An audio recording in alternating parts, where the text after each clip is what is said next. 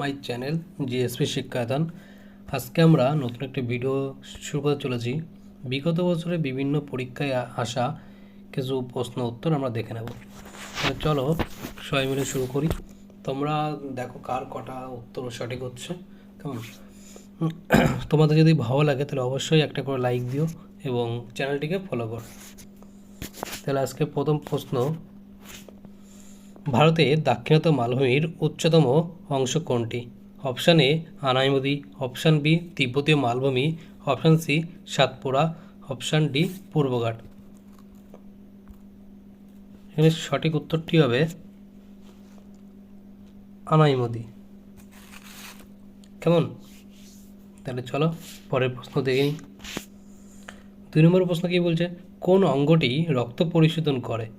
Option A বলছে কি অগ্নাশয়, অপশান বি অন্ত্র, অপশান সি বৃক্ক, অপশান সি পাকস্থলী। এখানে সঠিক উত্তরটি হবে বৃক্ক। তাহলে 2 নম্বরের সঠিক উত্তর কী হবে? বৃক্ক। সরি এটা ভুলে গেল, বৃক্ক। 3 নম্বর প্রশ্ন, ভারতের আগস্ট আন্দোলন কবে হয়েছিল? Option A 1942, option B 1920, option C 1930, option D 1947। তাহলে 3 নম্বর প্রশ্নের সঠিক উত্তরটি হয়ে যাবে অপশান এ 1942। তা দেখো 1942 সালে হয়েছিল ভারতে আগস্ট আন্দোলন। এখানে অপশান বি আছে 1920। 1920-তে কী হয়েছিল? 1920-তে হয়েছিল অসহযোগ আন্দোলন। কী হয়েছিল? অসহযোগ। 1930 হয়েছিল আইন অমান্য আন্দোলন। 1947-এ নৌ বিদ্রোহ হয়েছিল। 1947-এ আরও একটা হয়েছিল তেভাগা। কেমন?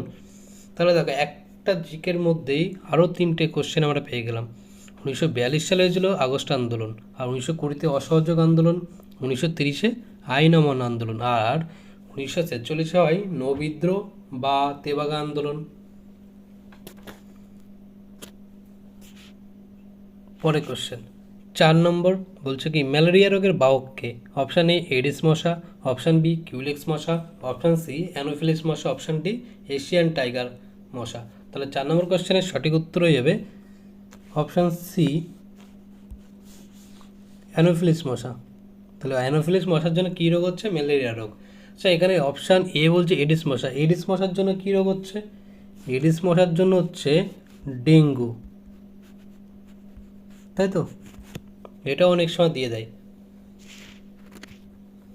4 নম্বর কোশ্চেন, ভারতের পিটসবুর্গ বলা হয় কোন জায়গাকে? এটা খুব ভালো একটি প্রশ্ন।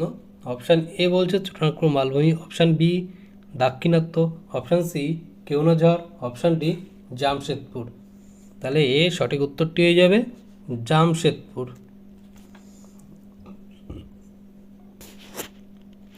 5 নম্বর কোশ্চেন, হ্যারি পটার সিরিজের রচয়িতা কে?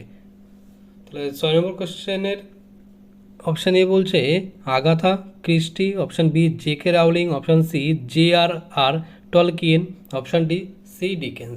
সঠিক উত্তরটি হয়ে যাবে J.K. রাউলিং। তাহলে 6 নম্বরে সঠিক উত্তর হচ্ছে কি অপশান বি J.K. রাউলিং। পরের প্রশ্ন কি বলছে? মরু অঞ্চলে সৃষ্ট মাটি হলো কি? তাহলে মরু অঞ্চলে সৃষ্ট মাটিকে বলা হচ্ছে কি? অপশান এ বলছে কি aridisol, option B andisol, option C histosol, option D mollisol. 7 number কোশ্চেনের সঠিক উত্তর হবে অপশান এ আরিডিসল। কেমন? 8 নম্বর কোশ্চেন কি বলছে? ভারতের প্রথম কাগজ কল কোথায় নির্মিত হয়েছিল? এটা খুব ভালো প্রশ্ন, বিভিন্ন পরীক্ষায় আগেও এসছে, আগামীতেও আসতে পারে। তাই অপশান এ বলছে কি কলকাতা, অপশান বি বলছে শ্রীরামপুর, অপশান সি বলছে নৈহাটি, আর অপশান ডি আসানসোল। তাহলে সঠিক উত্তরটি হয়ে যাবে অপশান বি শ্রীরামপুর।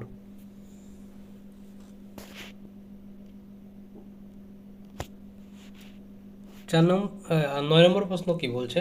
ভারতের প্রথম সংবাদপত্র কোনটি ছিল? এটা খুব ভালো প্রশ্ন, বিভিন্ন পরীক্ষায় এসছে যে ভারতের প্রথম সংবাদপত্র কোনটি?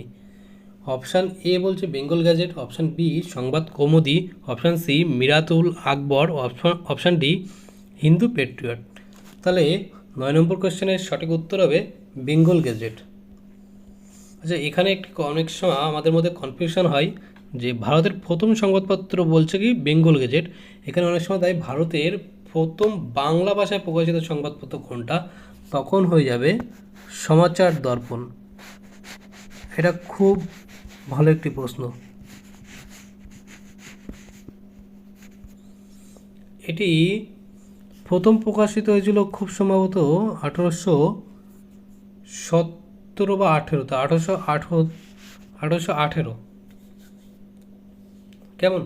তাহলে কোশ্চেনটা কী হবে, ভারতের প্রথম সংবাদপত্র যদি বলে তাহলে হবে বেঙ্গল গ্যাজেট, আর ভারতের প্রথম বাংলা ভাষায় প্রকাশিত সংবাদপত্র যদি বলে তাহলে অবশ্যই হবে সমাচার দর্পণ। কেমন? তাহলে পরে কোশ্চেনটা দেখে নিই আমরা। 10 নম্বর বলছে কি রামচরিত কে রচনা করেছিলেন? Option A Tulsidas, option B Krittibas Ojha, option C Haridas, option D Sandhyakar Nandi. তাহলে সঠিক উত্তরটি হয়ে যাবে 10 দাগের সন্ধ্যাকার নন্দী। এটিও খুব ভালো প্রশ্ন, অনেকে অনেক সময় গুলিয়ে যায়, বিভিন্ন পরীক্ষায় দেয় যে রামচরিত কে রচনা করে, আর একটা আসে রামচরিত মানস কে রচনা করে। তাহলে এখানে দিয়েছে কি রামচরিত কে রচনা করে হবে সন্ধ্যাকার নন্দী, আর মানস যেটা হবে সেটা কে কে করে রচনা, সেটা করেছে তুলসীদাস। কেমন? সেটা তুলসীদাস কি করে রামচরিত মানস। কেমন? এটা খুব ভালো একটি প্রশ্ন।